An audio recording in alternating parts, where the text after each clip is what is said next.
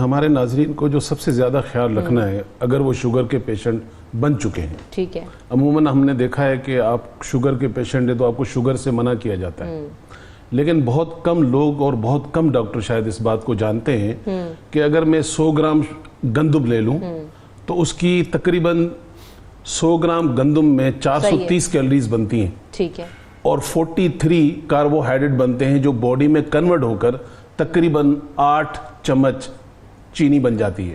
صحیح، یعنی کہ 100 گرام کے اندر 1.5 روٹی بنتی ہے، تو شوگر کا پیشنٹ اگر 3 روٹی کھا رہا ہے تو اسے اندازہ ہونا چاہیے کہ وہ 16 چمچ چینی کے بھی ساتھ کھا رہا ہے، جبکہ وہ چائے میں 1 چمچہ بیچارہ نہیں لیتا۔ صحیح بات ہے۔ امیون سسٹم ویسے ہی ڈاؤن ہوتا ہے، اوپر سے اس طرح، کیونکہ ہمارے اس ایشیا میں خاص طور پہ ہم پاکستانی لوگ جو چاول جو رائس کھاتے ہیں اس کے بارے میں اتنی ڈیپلی ڈیٹیل شاید ہم اس پہ فوکس نہیں کرتے ہیں، تو ان دنوں میں خاص طور پر ویسے تو اگر آپ پیشنٹ ہیں ان چیزوں سے پرہیز کریں، اگر آپ ان دنوں میں کم سے کم گندم کی روٹی کو اور رائس کو اپنی لائف سے نکال کر، اب یہاں یہ پیشنٹ پریشان ہوتا ہے کہ پھر میں سالن کس چیز سے کھاؤں گا، چاول نکال دیا تو اب کیسے کھانا کھائیں گے، کیسے کھانا کھاؤں گا؟ تو میں ان سے گزارش کروں گا کہ 1 حصہ گندم کا آٹا لے کر اس میں 2، سپوز کرو 1 کلو اگر گندم کا آٹا ہے تو 2 کلو مکئی کا آٹا اس میں ڈال دیں۔ اچھا، اگر 1 کلو گندم کا آٹا ہے تو چنے کا آٹا 2 کلو ڈال دیں۔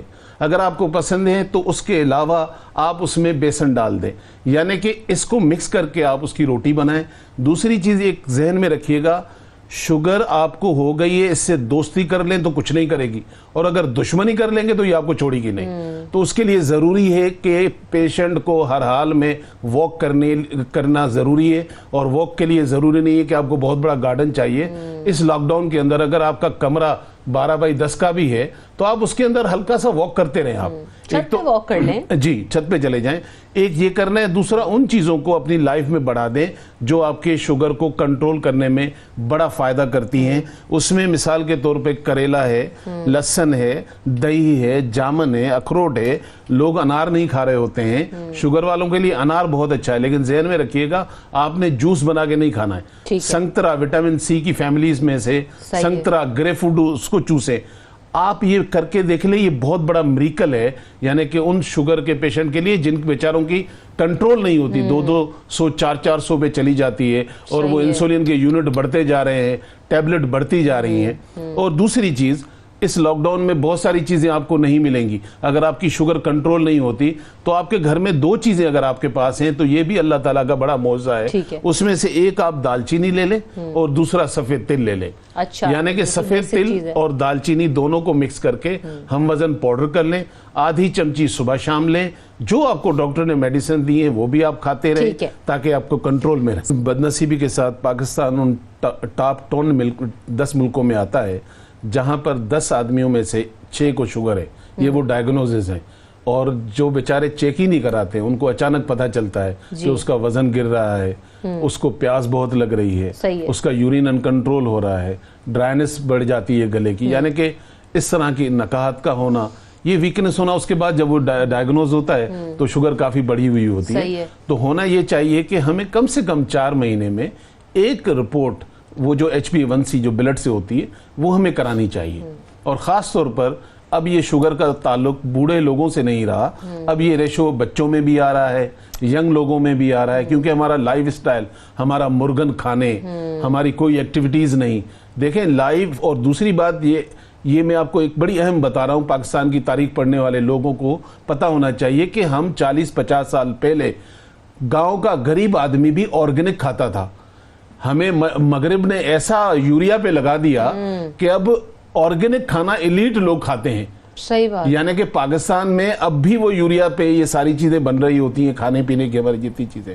تو خدا را اپنی ایک تو کھانے کی کوانٹٹی، اگر شوگر والا ہے تو وہ پورشن کر کے کھائے، یعنی کہ اگر اسے آدھی روٹی چاہیے تو پلیز وہ آدھی روٹی پہ گزارا کرے، پھر کچھ گھنٹوں کے بعد، یعنی کہ آپ ایک دم پیٹ بھر کے نہ کھائیں، خاص طور پر شوگر والے پیشنٹ۔ بہت سارے شوگر کے پیشنٹ جن کو زخم ہو جاتے ہیں، اللہ تعالیٰ کی ایک بڑی نعمت ہے جو بلوچستان میں پائی جاتی ہے، ہر پنسار کے پاس ملتی ہے، اور قیمت 100-200 روپے سے زیادہ نہیں ہے۔ اس سے اچھی دوائی میں نے نہیں دیکھی، جڑی بوٹی جو زخم بھرتی ہو، اسے پنیر بوٹی کہتے ہیں۔ لوگ شوگر والے استعمال کرتے ہیں پنیر بوٹی اپنی دوائیاں لینے کے ساتھ بھی، اگر وہ 1 چمچی صبح شام لیتا ہے تو الحمدللہ یہ زخم کو بھرنے میں بھی بہت اچھی ہے، اور شوگر کو نیچے لانے میں بھی مدد کرتی ہے. سیکنڈلی اگر جیسے ہماری اس بہن نے کہا کہ ان کا HbA1c 6.5 تھا, 6.5 شوگر کا پیشنٹ ڈائگنوز ہو چکا ہے, یعنی کہ ہم کہتے ہیں کہ آپ شوگر کے مریض ہیں.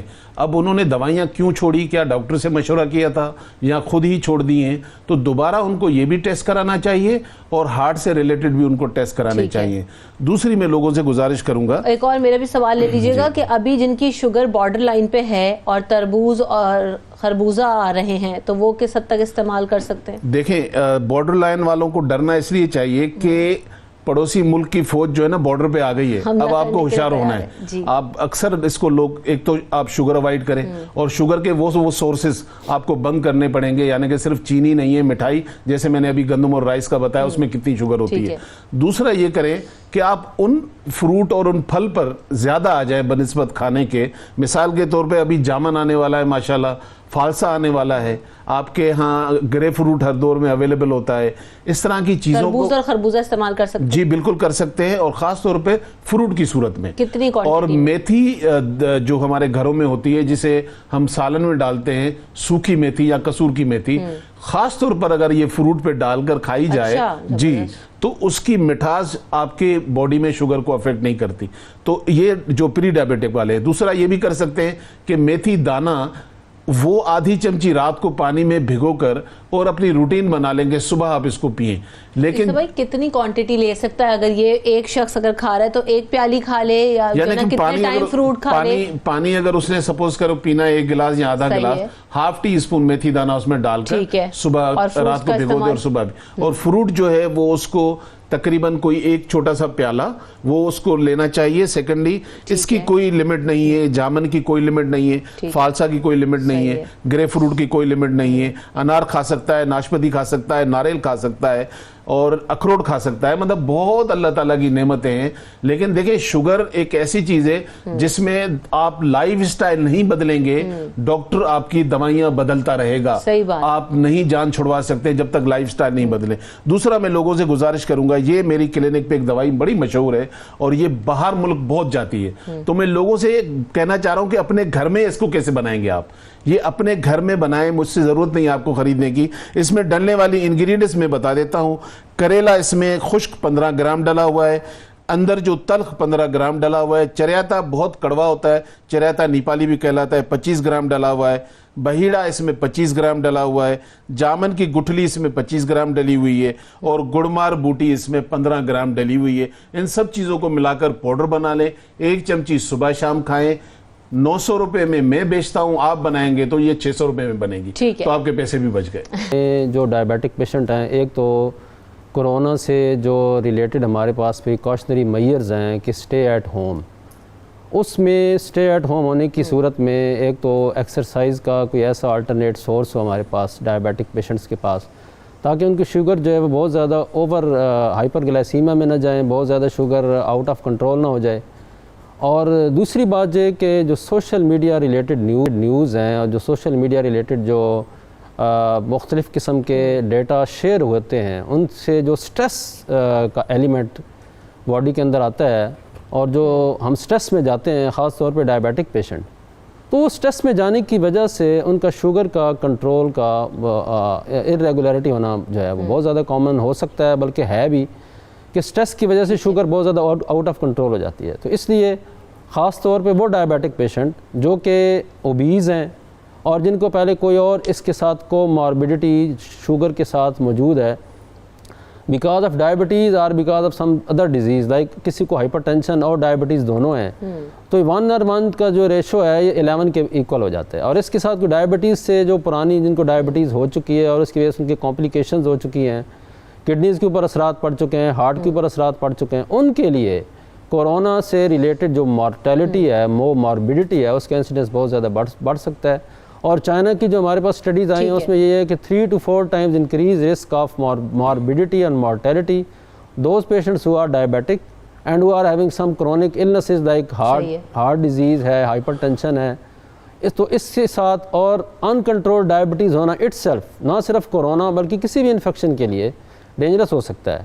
تو اس لیے ہمیں یہ چاہیے کہ ان ڈائبٹکس کا خاص خیال رکھیں, جو ہمارے گھر میں موجود ہیں، ہمارے ایلڈرلی ہیں، ہمارے بزرگ ہیں اور ڈائبیٹک ہیں، اور خاص طور پر ایک ایسا گروپ بھی ہے جن کے اندر کوئی اور تو خاص کمپلیکیشن، لیکن وہ اوبیز ہیں. تو اوبیز ڈائبیٹکس کے لیے ذرا رسک جو ہے وہ ریسپیریٹری کمپلیکیشن کا زیادہ ہے as compared to the others.